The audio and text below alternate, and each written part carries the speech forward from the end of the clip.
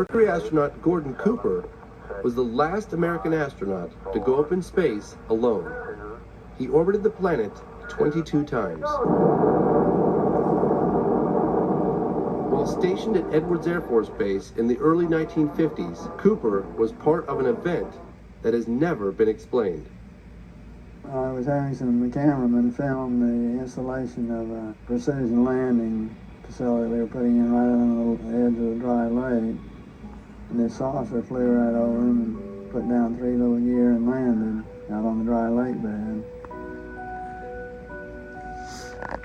And they went out, picked up their cameras and moved on out toward him filming. And he lifted off, put the gear back in the well, and climbed down at a very high rate of speed and disappeared. By the time they got back to the developed film, I was on the higher and higher and higher level officer talking to me. I think it was the colonel telling me to, when the film arrived at my desk, to put it in the carrier pouch. There would be a courier there at my office by that time already, and they'd arranged for him to fly in our base airplane back to Washington with these films, and do not run prints, etc., etc., etc. Did you watch the film?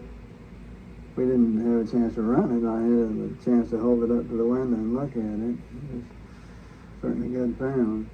Did you ever keep in touch with anybody about it or discuss it? How would I keep in touch with anybody about it?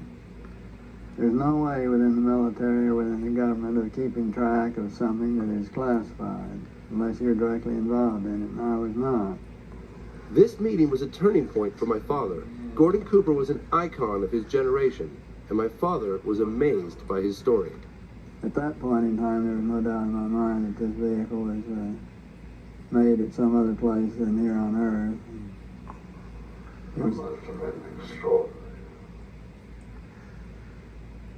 yeah, well, Buck Rogers and Flash Gordon coming true.